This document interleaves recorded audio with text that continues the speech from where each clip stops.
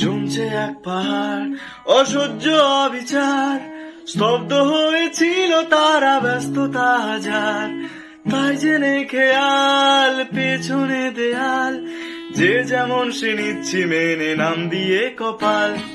কেউ মরণ কাল, কেউ ভয়ে কাতর, কেউ বাণীর উপায় বা অসহায় হয়ে পাথর। আর কবে, আর কবে, আর কবে, আর কবে, আর কবে, আর কবে, আর কবে, আর কবে, আর কবে, আর কবে।